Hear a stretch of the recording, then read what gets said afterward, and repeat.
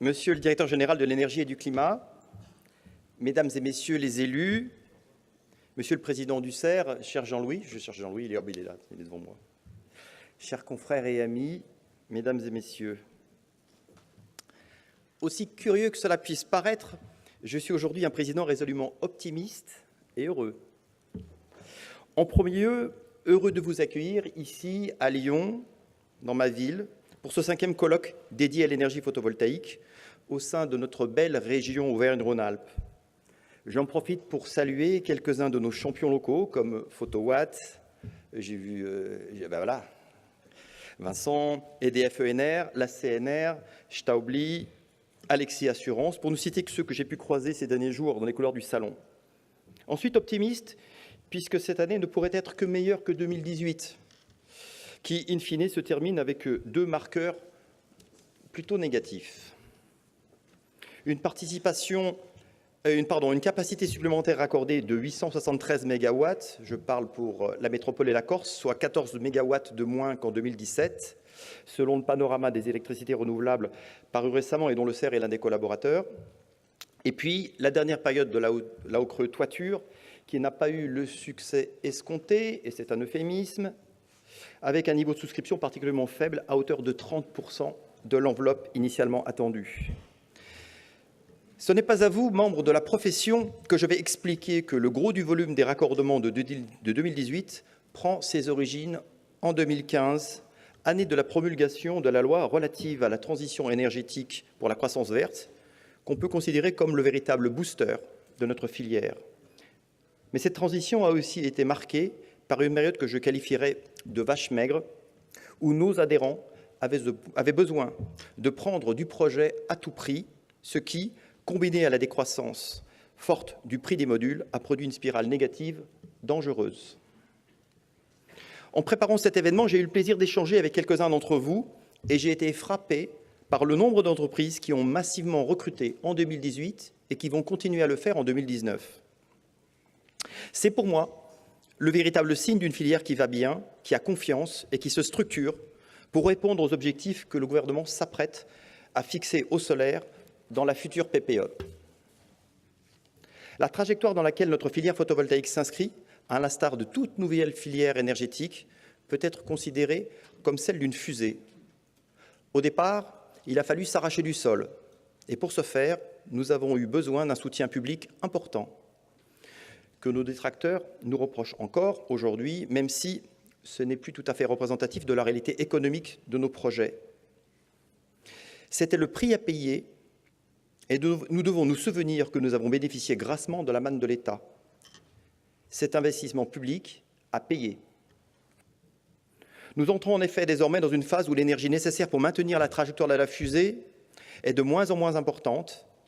Et avec 52 € du mégawattheure pour les dernières grandes centrales au sol, nous sommes à 2 doigts de la parité des prix du PV avec ceux du marché.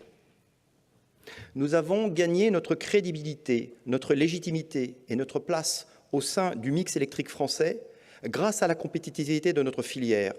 Il s'agit, là encore, de nous en souvenir et de ne pas relâcher notre vigilance sur la maîtrise des coûts. Car l'objectif ultime est bien de définitivement occuper la place qui nous revient en devenant le moyen de production d'électricité distribuée le plus économique. Mais il faut aussi disposer du temps nécessaire pour grandir.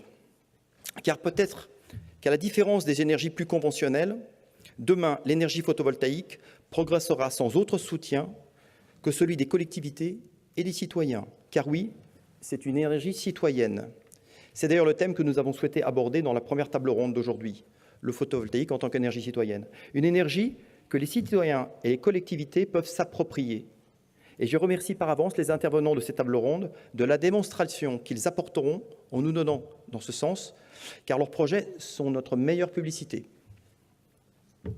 Nous avons demandé lors des travaux préparatoires de la PPE un objectif de 42 gigawatts à l'horizon 2028 pour l'énergie photovoltaïque. Les choix qui ont été arrêtés à ce jour dans le projet qui a été rendu public vont dans ce sens.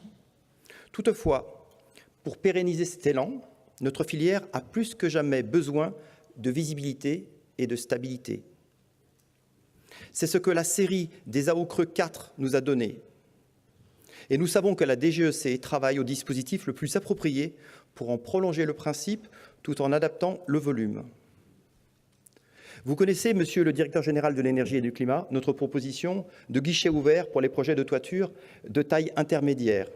Je n'y reviendrai pas aujourd'hui, mais enfin, en attendant que des mesures puissent être pleinement débattues, au cours peut-être de la prochaine session de travail du groupe ministériel à laquelle Madame Wargon nous convie. Je réitère notre souhait de disposer de règles d'appel d'offres les plus stables possibles, de bénéficier de dispositifs allégés pour les projets de petite taille et de nous donner une visibilité sur plusieurs années qui permettent aux entreprises d'investir. Car derrière les évolutions de marché et les engagements et les changements de règles, il y a des femmes et des hommes qui participent à la croissance de notre filière. Seule cette stabilité et cette visibilité sont susceptibles de faire émerger pour eux une filière photovoltaïque pérenne sur toute la chaîne de valeur, de la phase la plus amont de l'industrie jusqu'au recyclage des panneaux, tout en respectant nos objectifs d'excellence environnementale. C'est le thème de la deuxième table ronde qui donnera la parole aux différents acteurs de la filière pour exposer les besoins qui leur sont nécessaires pour que nous atteignions ensemble le rythme de développement que nous souhaitons tous. Je voudrais finir par une citation de Gaston Rebufat, illustre membre de la Compagnie des Guides de Chamonix et vainqueur de l'Annapurna en 1950, qui disait « L'alpiniste est un homme qui conduit son regard là où, un jour, ses yeux ont regardé. Il conduit son corps là où ses yeux ont regardé. » Alors, élevons ensemble notre regard vers l'horizon 2028 et son objectif de 42 gigawatts et chaussons nos crampons.